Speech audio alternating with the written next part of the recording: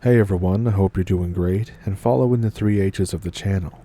It's all about things that have happened on reservations, crazy stories, weird encounters, that type of stuff.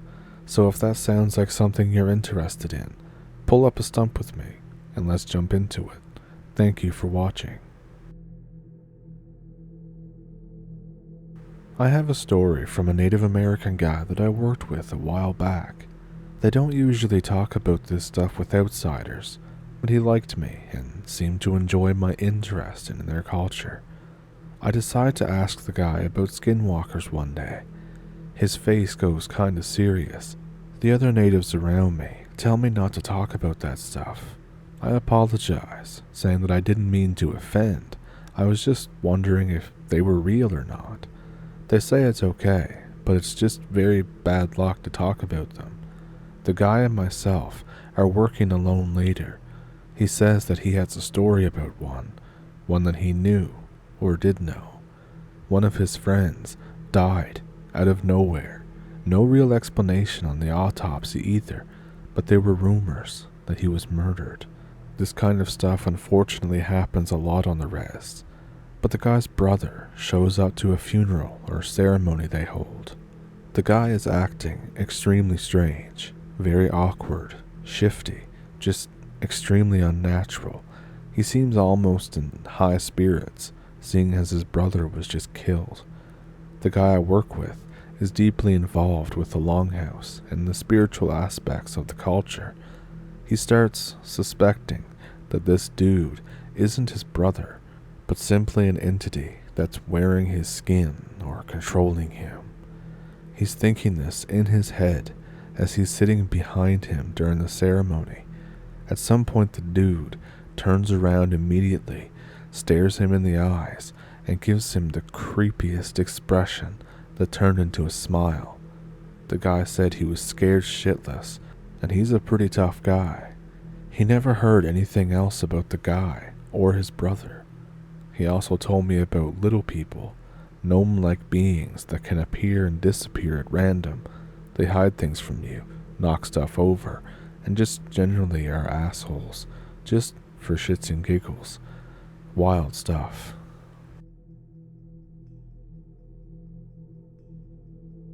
I belong to the Menominee Indian tribe, and I live not even 5 minutes away from the reservation here in Wisconsin.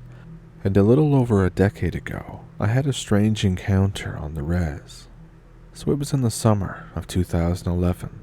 It was right around midnight. I was at my cousin's grandmother's house. They live deep in the res. There's lots of untouched forest. We were all very bored, and being teenagers, we wanted to do some mischievous things. We settled on egging some cars. So we were walking toward the main highway where the cars usually would come down.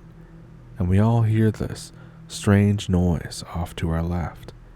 My cousin, who's a hunter, identifies it very quickly as a baby bear, so we kind of start just trying to stay away from the area because, where there's a baby, its mama is not far away. We stop on our way back home because it's a decent walk, just to catch our breath. One of my cousins has to pee, so he just kind of steps off the road and into the grass. All of us are just talking and screwing around, kicking rocks while he's doing this. Then suddenly, 2 of my cousins go pale. They tell us to run. Everybody dips down a random road. We stop to catch our breath, and I ask what the hell they saw. My cousins say they saw a man in a gray sweater standing in the road, looking at all of us. My cousin's neighborhood consists of a small lake with houses wrapping around all of it, with many roads leading off from the main lakeside roads. Now we were on the complete opposite side of the lake that they lived on, and we had to go through the same way that we saw this man in. We pull some Call of Duty stuff by sneaking around homes to get to the other side again. We end up on the road that leads toward their house, and suddenly we hear laughing, and it just gets louder and louder and more demonic, just laughing in the forest to our right. We run home, and my cousin rips down a wind chime before we get into the house. I asked why he did that. He said the man was a witch, and witches are attracted to wind chimes. My cousins have lived in that area almost their whole lives, and they always said that the area was built on witch trails. From what I understand, they are our tribe's version of skinwalkers. The man could have just been a random guy, but why would he be out that late? Why would he be out following us? Sure, we were out, but we were kids. The way they described this guy, he was over 6 feet tall and well over 200 pounds.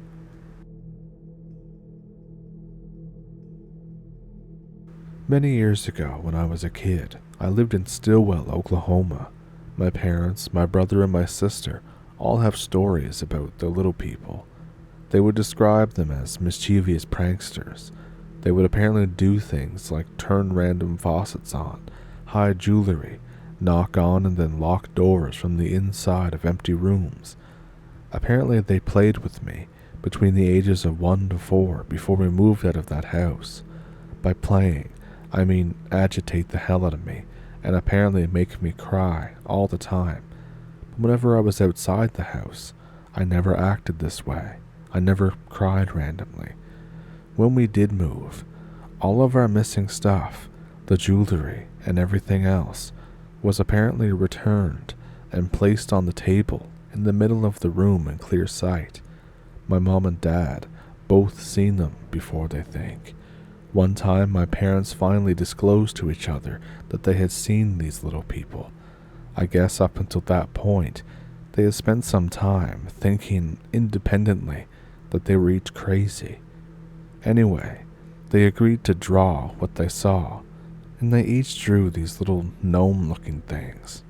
This went on for years, and eventually led them to talking to an old Indian woman that told them to draw a giant circle of salt around the house.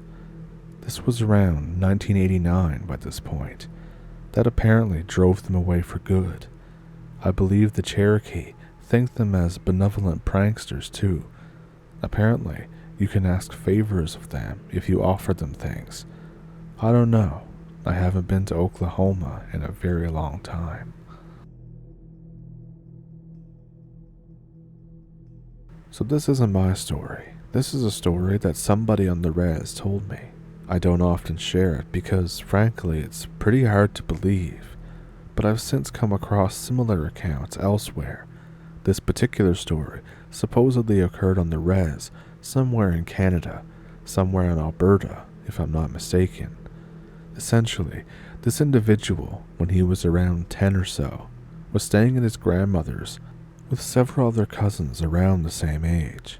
The grandmother was going to be gone all day because she had to travel into town, and it was a very long drive. But while the children were alone at the house, they heard some sort of incredible sound. They went outside and noticed that the sound was coming from the woods surrounding the property. It sounded like thunder, like a heavy thrashing sound, unnaturally loud. Now keep in mind, this is a very rural area, and the entire house was surrounded by either flat country or woods with no neighbors around for miles. Anyway, the children are watching the woods. They're all wondering what the hell is going on, when suddenly something emerges from the tree line and appears to be charging the house. The children panic and run inside, but in the moment before they do, the individual who told me this story says that he couldn't make sense of what he was seeing and lingered there for a bit before being hauled inside by one of his cousins. He said that what he saw was effectively like a centaur, only very low to the ground and maybe with 6 legs, almost like a scorpion or a spider body, but with the torso and head of a man. As it moved, it made a terrible crashing sound, which seemed to echo very unnaturally. The thing apparently charged at the house, but couldn't get inside. It kept pounding on the door, and the door seemed like it just might give. But eventually, the thing turned and disappeared back into the forest. I'm sure I've gotten some of the details wrong, So my apologies. But one last thing though. So I didn't know what to make of this story when he told me, but he seemed very sincere. But it's very hard to know when you're talking to someone online. At any rate, I asked him several questions, and he was very forthright and confident in answering them. He didn't seem to be lying. For years, I thought about that story a lot, but I could never really bring myself to totally believe it. But then, I came across a few random stories over the years. There was someone out in the Midwest, here in the States, who was with his girlfriend, driving up in a mountain when the two of them saw what he described as a half-man, half-spider darting gingerly across his path. He described it the same as my story, a multi-appendage spider-like body with a man's torso and a head. I've since heard other similar stories as well. Also, there's the weird thunder noise and crashing sound that the guy described to me from his account on the res.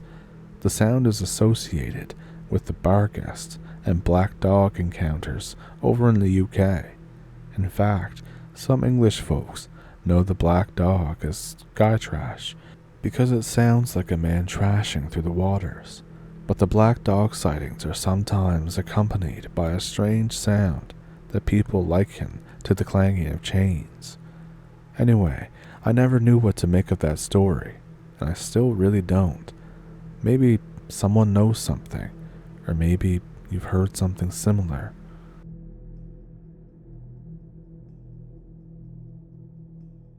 So I have a pretty sketchy story that happened in my childhood. It was back in the late 80s, maybe the early 90s, it's hard to remember at this point, but I was 15. I was living in North Carolina.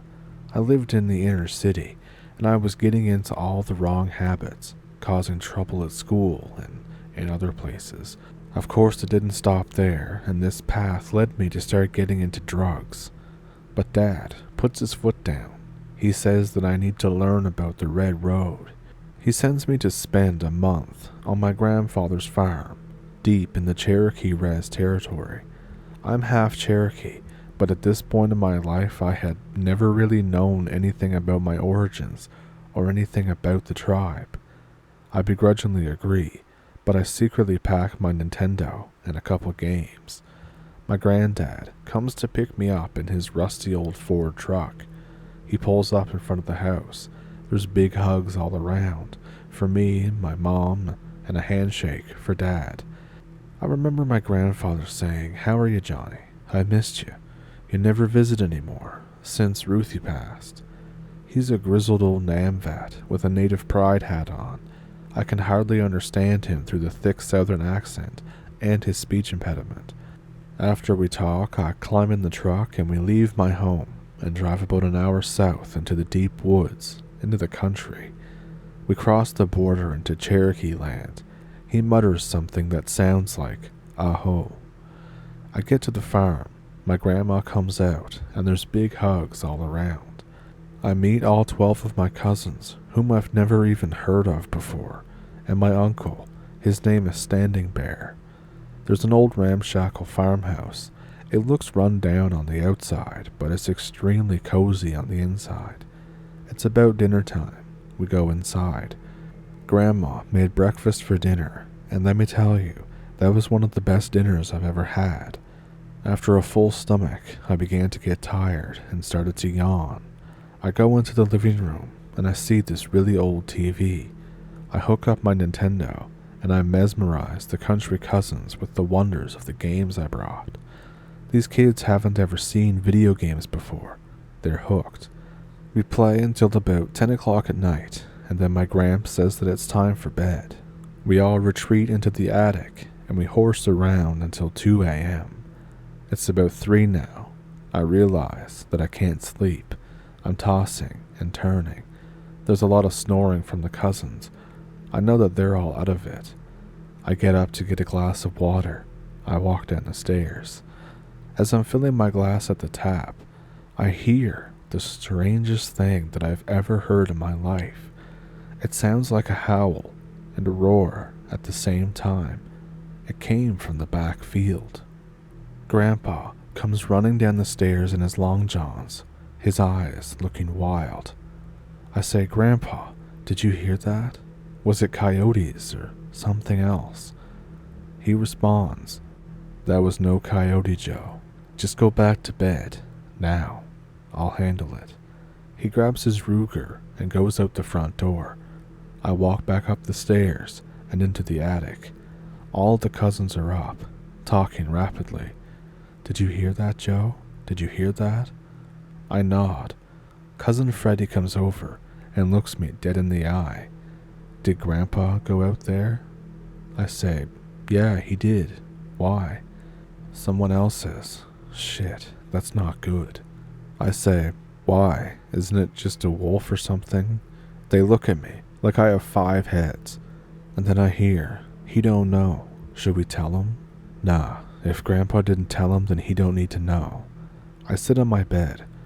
Guys, what is going on? One says, just go to sleep, Joe. It'll be fine. I think, whatever. It's about 4 a.m. now. I'm still up. And then I hear 2, 3, and then 4 shots from the direction that my grandpa went. And I hear that crazy howling noise again. I decide that he's got it handled. I try to fall asleep, but I can't. I have no luck. After what feels like an eternity, 5:30 rolls around. My cousins all start to wake up. I hear, come on, Joe, get up. We gotta go muck the horse stalls. I get dressed, dreary-eyed, and go downstairs. My grandma has once again outdone herself. Breakfast is ham steaks and grits and biscuits with gravy. I finish eating, go outside. My grandpa is in the backhoe, digging a huge pit in the backyard. There's something wrapped up in a tarp a few feet away. I see a hoof sticking out. He turns off the backhoe and hops down from the seat. He says, something came over the fence and killed one of our cows last night. I don't want any of you going out past sundown anymore, you hear? Everyone agrees and says yes. And he nods and says good, to help me get Crooked Arrow in her hole before the flies come. We heave the dead cow, tarp and all, into the grave. He gets back on the backhoe and buries her. So now fast forward a bit. Me and my cousins are in the barn shoveling horse shit. While I'm there, I hear this conversation. Should we tell him yet, guys? Shut up, Roxy. Grandpa doesn't want him to know yet. I'm thinking, what the hell is going on? But I continue shoveling horse shit. My cousin Roxy at some point comes over to my stall on the pretense of, quote, showing me how to properly muck a horse stall. We're using pitchforks to shovel the shit and hay into piles. She gets wicked close and then suddenly pins me against the wall and says, how much do you know? I say, what? She says, quiet down or they'll hear you. I said, how much do you know? I said, I know math and history and stuff like that. And she said, and Grandpa said you city people were smart. I meant about the spirit, dumbass. The what? She sighs. It's called a Wendigo, a forest spirit. It eats people and animals, and we don't usually get them around here. But this one has been in the area for about a week now.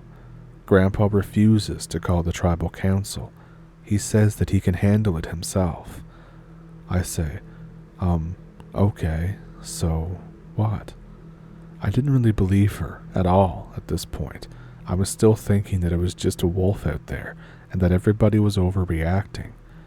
But she says, so we need to do something. If this thing keeps killing cows, we won't have anything to make money off of. I ask, what can we do? Grandpa won't let us help. And she says, I think I can change that.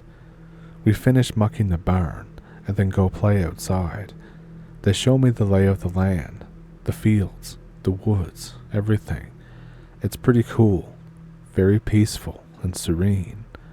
They bring me to a fire pit in a clearing, and everyone sits around it in a circle. Cousin Freddie lights the fire. He says, all right, it's been brought to my attention that the Wendigo has come to our land. Grandpa won't tell us the truth, but it's pretty obvious. What are we gonna do? Someone says, explain things to Joe first. He probably thinks that we're all crazy. And then they tell me pretty much everything. Apparently, the thing that killed the cow is called a Wendigo, and it's a forest spirit. The Cherokee have told legends of it for generations, so I know a little bit about it, but not much. At this point, I still don't believe them, but I'm starting to think that what was out in the field and what killed the cow wasn't a coyote or a wolf. We finished the discussion. Cousin Roxy pulls a cigarette out of her pocket, and by this point it had been days since I had a smoke, so I said, "Can I have a drag, please?" She said, "Shut up, this is important." She breaks it open and scatters the tobacco into 4 little piles around her, north, south, east, and west. I still have no idea what's going on.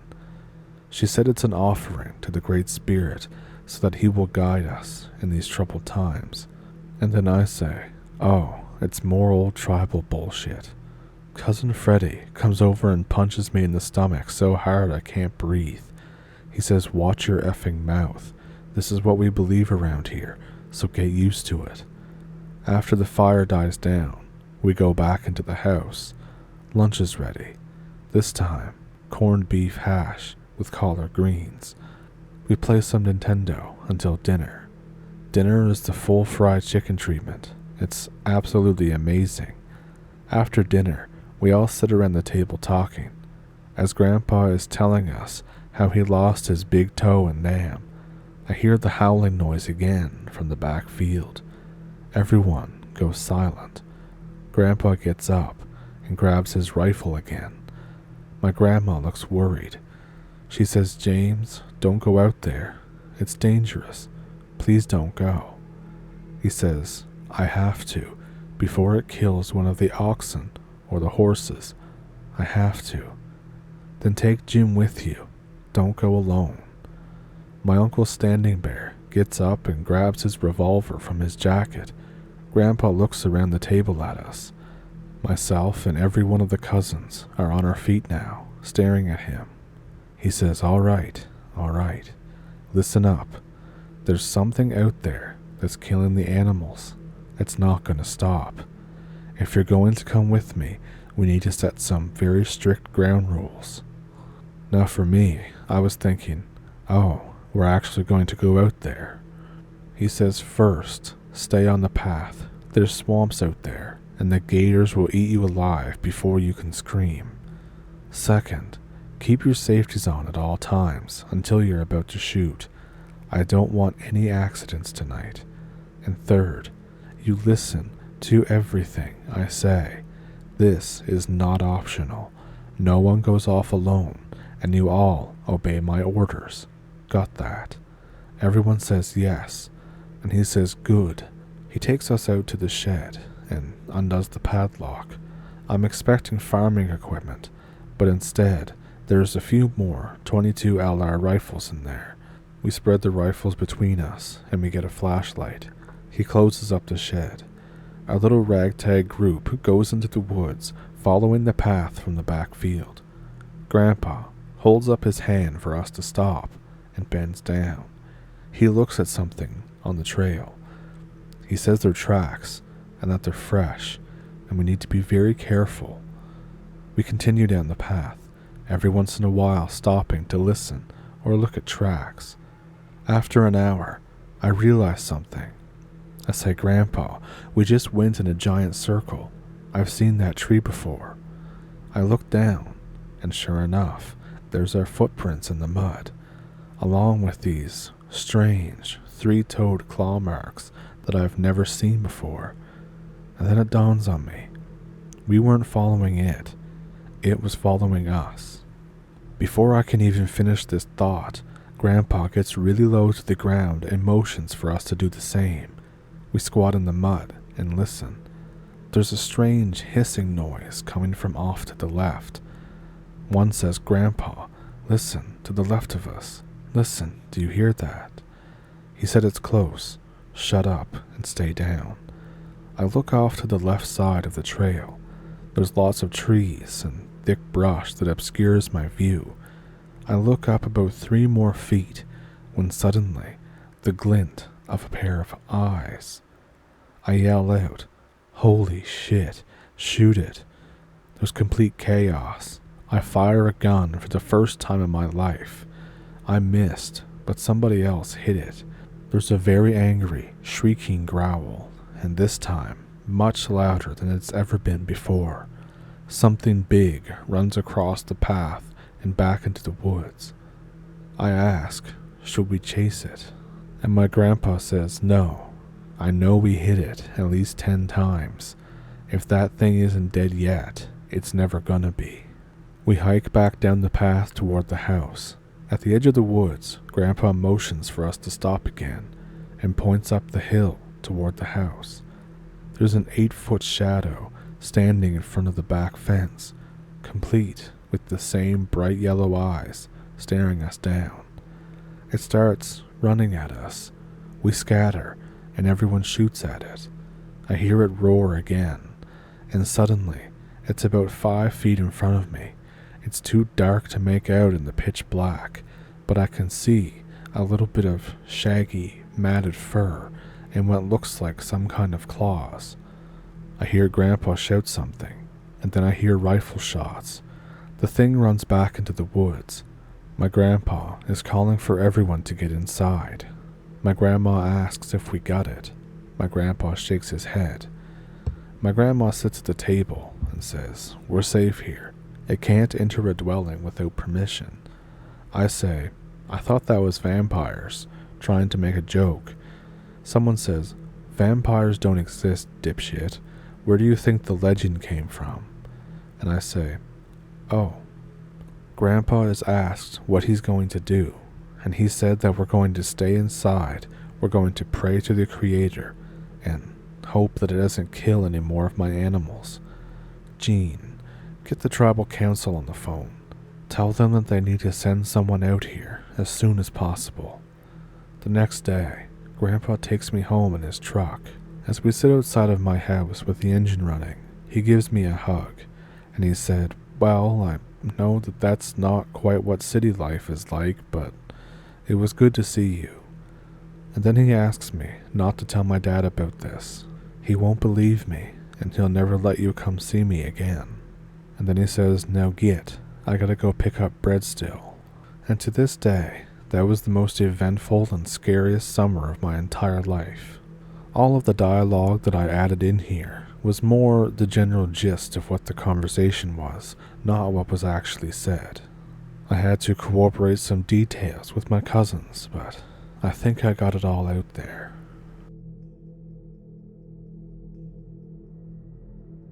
So did any of those encounters stick out to you? If one did, let me know which one it was down in the comments. I thought they were personally all bonkers myself. But if you have one of your own, I have an email in the description below that you can send them to if you'd like to. Also down there is a PayPal and a Patreon if you would like to support the channel that way. And with that, I think I will see you in the next one, which is Friday. So get subscribed, pull up a stump, and I'll see you then. Have a good week, and thank you for watching.